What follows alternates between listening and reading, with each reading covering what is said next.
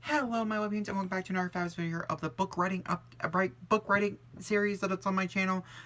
Obviously, it's kind of hard because everything's like moved into like the booktube side. But this is episode number 4, I think, of book writing. We're gonna be talking about my contemporary novel this month. Next month, it's all about Church Samuel. So if you guys want updates about that, tune in next month. I'll probably have like 2 next month as it's Camp NaNoWriMo because it's July and.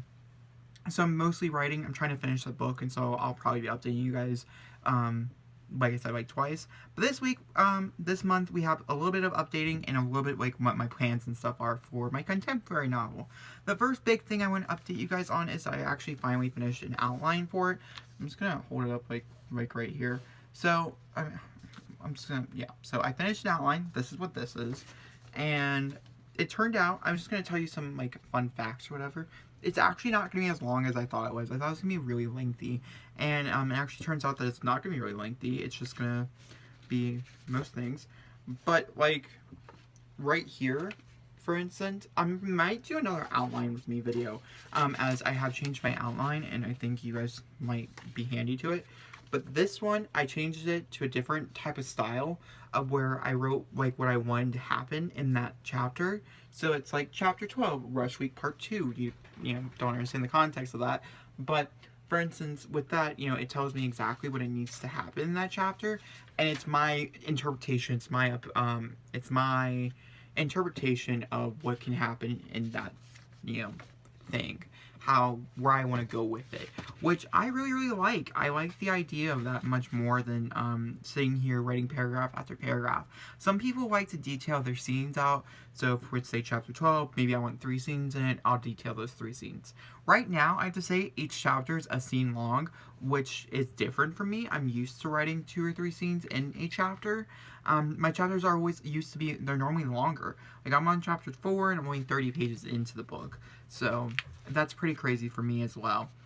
Something else we're going to talk about here with my outline is I'm very bad about getting to know my characters.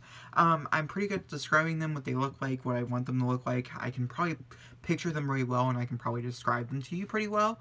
But their actual personalities, their motives, and their reasonings, I'm very shy about. I don't really like to talk about. I really don't like to get to know them, basically. And so I get to know them myself throughout writing, as I think holding them back, the way you hold them back. When you write, you know, when you make a whole character chart about them, I like to see them grow in any way possible that I think the story takes them. But with a direct comment to Church of Samuel, it's actually written me into a hole, and I've had to write myself out of it several different times. And so with this story, I don't want to be written to a hole, and so I have a questionnaire, which I'm going to link down below so you can take as well. It's off of NaNoWriMo's Tumblr. It was a thing to do during Camp NaNoWriMo last month, or a few months ago. And it's a questionnaire for your character. You take the questionnaire, you can take it inside or outside your character, it just matters. I took 2. So we have my main character here, which you guys can't really read, so it's pretty great for Jacob. Then we also have the second main character. This book is written in first person. It's only one character that we follow, but with, oh my gosh, do I not have, okay, oh, it's down here. And then also, but there's another character, since it is a contemporary romance, that I wanted to get to know as well, the romance protagonist. I mean, the romance person that we're going to end up falling in love with and stuff. And so I took a questionnaire on that character as well. And it really helped me get to know them. For instance, this story only had a beginning. I didn't have a middle. I didn't have an end. And I still don't really have an ending, which is fine with me. I'm perfectly working that way. I'm perfectly good working that way. It's going to be more scary when I get towards the end. That's not going to be for a while now. Probably not until August. I'll probably get towards the end of this book. Hopefully that's the plan. We'll see how it goes. I'm on a deadline right now, which we'll get to in a second. And so for this particular story and things like this, I need to get to know the protagonist, since he's a character type, and I need to figure out how to expand on his character type and also make him really original to what he was based on. It's really confusing because I'm not going to tell you what the story's about, since it might be one that I try to get published, and I want you guys to see it when it gets done. But yeah, and so I think getting to know him, it really helped me like develop the story so much further. My mom helped me develop some of it. We wrote a paragraph or 2 together over on one of the pages of my outline. we wrote a whole paragraph, and that is basically just so I can have an understanding of who these characters are, what they mean to me, and different things like that. But I went through and I really detailed out the story. Last time I talked to you, I didn't have how many words this book's going to be, how many pages I think it could end up being, or how many chapters I want it to be. All I had was I knew it's going to be a standalone. I don't plan on any sequels past this. I have not written a standalone in a very long time, and I'm excited to write just a standalone. Also, it's going to be a romance novel. That's all I know. It's a new adult contemporary romance novel, and I didn't know how many pages and words that each chapter is going to be. I like building myself into like a little hole as not a corner. I think a corner's scary. A hole is much more calm for me, I guess.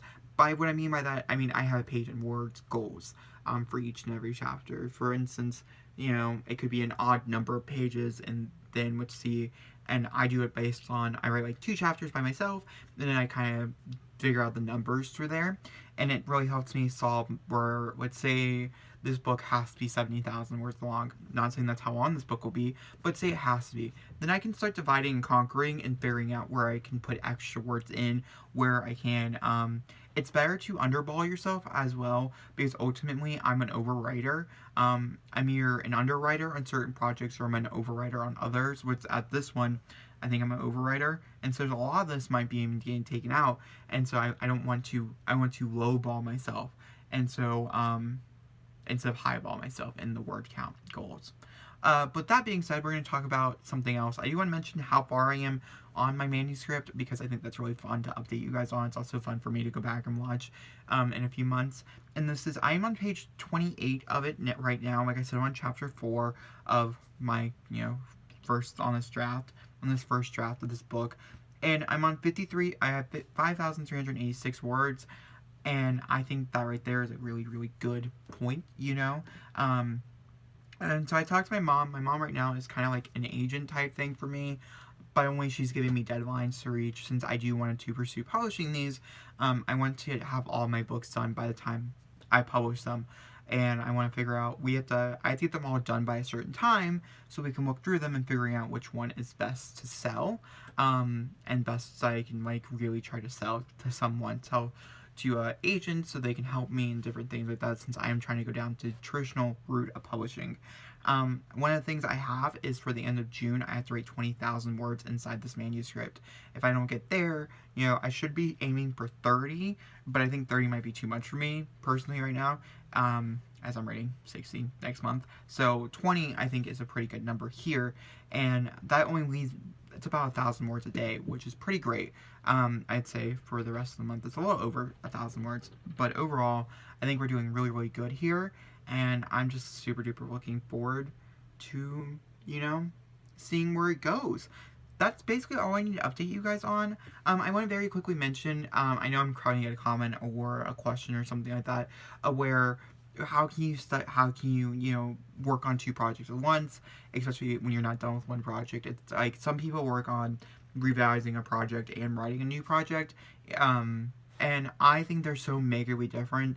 One's a horror novel, the other is a contemporary romance. I think there's major differences here. They both have gay male leads. That's the only similarity, and I'm perfectly fine with that, obviously. And I don't know, I really like the difference. Tristan Samuel is really hard to write. There's a lot of really, really hard scenes to write in that, and this is a lot more fluffier. And this is a hard-hitting contemporary romance. They're talking about really, really hard-hitting subjects, but it's a lot more fluffy, and I like more fluffy, sometimes. And so I think it's a little bit easier for me to comprehend and to write. But of course, that being said, we're gonna listen to about a minute of a song. I want to dance with you, and I'm pretty freaking excited. This is, of course, from the playlist that I'm creating for this contemporary romance, and I'm just really, really excited. So let's get on to that.